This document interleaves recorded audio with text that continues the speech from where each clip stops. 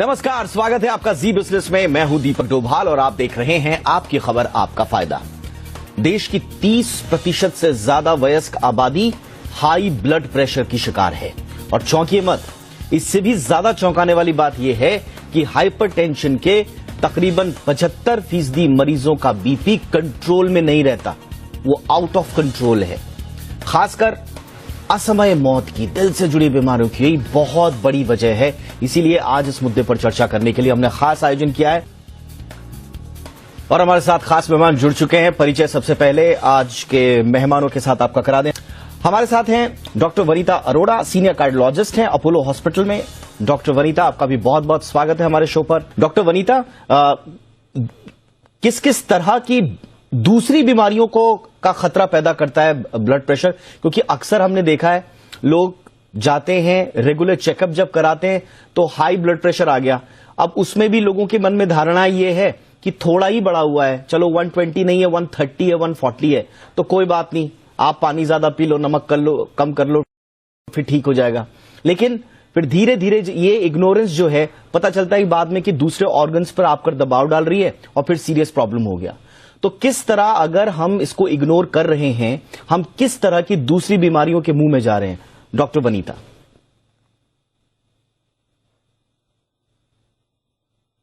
आप शायद म्यूट पर हैं doctor Vanita. I am sorry Deepak. Yes please go ahead. Now you can hear me? Yes.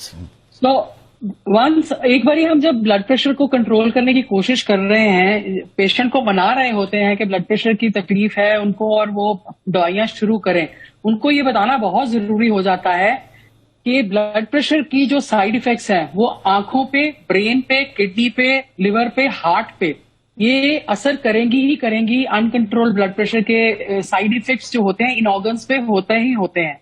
Even peripheral vessels get involve और उनके टांगों में दर्द रह सकता है, क्लॉट्स बन सकते हैं।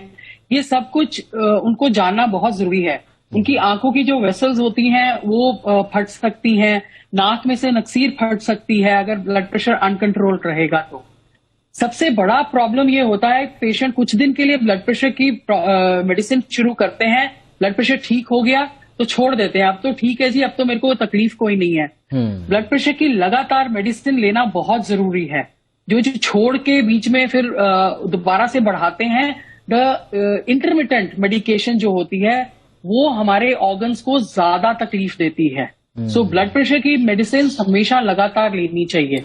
लेकिन मैम, इस पे एक चीज जो मैं सुनता हूं लोगों से, ये मेरा पर्सनल ऑब्जर्वेशन भी है, लोग बोलते हैं कि ज्यादा दिनों तक अगर आपने दवाई खाई तो फिर वो दवाई का ही कहीं आपकी किडनी लिवर पर असर ना हो जाए। तो ऐसी भी धारणाएं हैं क्या ऐसा होता है कि लंबे वक्त तक दवाई आपने खाई तो दवाइयों का ही आपको साइड इफेक्ट हो गया? आप मुझे बताइए, लंबे टाइम तक खाना खाएंगे तो उसका साइड इफेक्ट होगा क्या? एब्सोल्युटली, हर चीज का साइड इफेक्ट होता है। देखिए, ठीक है, लेकिन सबसे समझदारी की बात यह होती है कि आप लगातार अपना चेकअप कराते रहें। वंस अ ईयर एटलीस्ट जाके अपने कार्डियोलॉजिस्ट या फिजिशियन को दिखाएं ताकि वो देख सकें कि कोई मेडिसिन का साइड इफेक्ट तो नहीं हो सकता। एक पैरासिटामोल की गोली भी रिएक्शन करती है, लेकिन हमें ध्यान देना पड़ता है, इसके लिए हम पैरासिटामोल खिलाना थोड़ी छोड़ सकते हैं मरीजों को। तो जो मेडिसिन होती हैं जिनका अगर किडनी पे लॉन्ग टर्म पे असर होता है, वो होता है कि एज के साथ किडनीज के ऊपर असर हो रहा है। और ये मेडिसिन भी अगर आप खा रहे हैं और चेकअप नहीं करा रहे हैं किडनी का लगातार, तो कई बार हो सकता है जो कुछ ब्लड मेडिसिन ऐसी होती हैं जो ब्लड प्रेशर को कंट्रोल करती हैं, वो हार्ट रेट को भी कंट्रोल करती हैं। लेकिन एज के साथ अगर आपका हार्ट रेट कम होता जा रहा है because of age related changes, तो ये दवाइयां आपके ऊपर ज्यादा साइड इफेक्ट करती हैं, तो आपको चेकअप कराना जरूरी है। So what I want to insist is, यहाँ पे मैं बताना चाहूंगी कि आपको चेकअप कराना अपना लगातार साल में एक बारी या दो बारी अपने कार्डियोलॉजिस्ट या फिजिशियन के साथ बहुत जरूरी है। एब्सोल्युटली, अपने डॉक्टर खुद मत बनिए। डॉक्टर वनीता, एक भ्रांति जो बार बार आती है ब्लड प्रेशर को लेकर, जो सबसे बड़ा कंफ्यूजन होता है कि ब्लड प्रेशर का जो नंबर है वो एग्जैक्टली कितना हो। देखिए, कई बार हम जब डॉक्टर के पास जाते हैं, हल्का सा ऊपर आ गया 120 और 80, ये तो अंतर्राष्ट्रीय मानकों में बताया जाता है कि ये मानक है। कई बार 140/85 आ गया तो डॉक्टर बोलते हैं कि नहीं, अभी आप उस रेंज में नहीं हो, थोड़ा ठीक कर लो, और वहीं से कंफ्यूजन शुरू होता है। नेक्स्ट टाइम फिर किसी का अगर 140 निकले तो लोग बोलते हैं कि नहीं। कई लोग ये भी बोलते हैं कि अब तो रेंज चेंज हो गई, ये तो 90s की रेंज थी 120/80, अब तो नई रेंज आ गई है साहब, अब तो 140/90 अगर आपका है तो नॉर्मल है। तो इस तरह की बातें होती रहती हैं। एग्जैक्टली सिचुएशन और फैक्ट क्या है मैम? दीपक, आपने बहुत बड़ी डिलेमा से निकालने की कोशिश कर रहे हो आप लोगों को। तो ये डिलेमा हमारे को रोज के बेसिस पे पेशेंट्स में मिलता है। जी। एक चीज होती है white coat hypertension. White coat hypertension ये होता है कि पेशेंट जैसे ही अस्पताल में घुसता है उसका ब्लड प्रेशर एकदम हाई शूट कर जाता है। घर पे उनका नॉर्मल होगा, लेकिन ब्लड प्रेशर जो हॉस्पिटल में आते ही डॉक्टर को देखते ही या नर्स जैसे ही ले रही होती है ब्लड प्रेशर या व्हाइट कोट को देखते हैं तो उनका ब्लड प्रेशर बढ़ जाता है।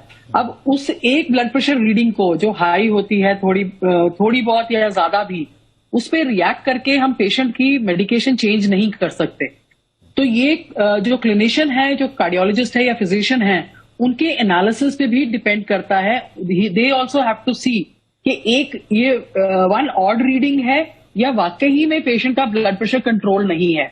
सो इसके लिए मैं पेशेंट्स को जो बताती हूँ वो मैं आपसे आज शेयर कर देती हूँ। मैं पेशेंट को जनरली बोलती हूँ कि घर पे वो चेक करें ब्लड प्रेशर, रोज की मात्रा में नहीं, हाँ हफ्ते में 3-4 दिन डिफरेंट टाइम्स में वो ब्लड प्रेशर चेक करें और एक चार्ट बना के लाएं मेरे पास। जनरली 3 से 6 महीने में पेशेंट आता है, चार्ट बना के रीडिंग्स लाते हैं। अगर आपको सारी जितनी रीडिंग्स उनकी हैं वो तकरीबन 120/80 के आसपास मिलती हैं। आसपास का मतलब ये होता है अगर 130/80 होगी तो हाइपरटेंशन बढ़ नहीं गया है, this is okay, this is acceptable. हाँ, अगर वहीं पे 150/100 हो जाता है या 150/95 हो जाता है, दीज रीडिंग्स आर हाई, तो वो चार्ट देख के आप रिएक्ट करें या उनकी मेडिसिन को आप स्ट्रैटिफाई करें, दैट इज मच बेटर। लेकिन एक फाइन रीडिंग जो एकदम से हाई आ गई क्योंकि वो हॉस्पिटल आया हुआ है पेशेंट, तो उस पर रिएक्ट नहीं करना चाहिए। अब कई बार पेशेंट ये कहते हैं डॉक्टर साहब हमने बैठे बैठे कराया बीपी, वो तो ठीक था, लेकिन हम चल के आते हैं तो हमारा बीपी हाई होता है। तो आप बैठे थोड़ी रहेंगे सारी उम्र, चलना तो पड़ेगा ही ना। अगर चल के आपका बीपी हाई हो रहा है, एक्सरसाइज के साथ आपका बीपी हाई हो रहा है, इसका मतलब पूरा कंट्रोल नहीं है। We will have to increase the dose a little bit. और यहाँ पे ना एक बहुत बड़ी बात ये भी होती है पेशेंट्स की, कई बार मैंने देखा है ये हो जाता है कि उनको अगर आपने 10 मिलीग्राम की कोई मेडिसिन शुरू की तो 10 मिलीग्राम ना looks very high for them. उनको लगता है कि 10 मिलीग्राम की दे दी, चलो 5 लेके देखते हैं हम ठीक हो जाएंगे, चलो 2.5 लेके देखते हैं, विदाउट अंडरस्टैंडिंग कि वो उस दवाई की लोएस्ट डोज ही 10 मिलीग्राम है। तो उससे कम अगर आप ले रहे हैं तो इट इज लाइक टैबलेट को हाथ पे पकड़ के उसको दूर से सूंघ रहे हैं, तो आपको इफेक्ट कैसे होगा उस पर?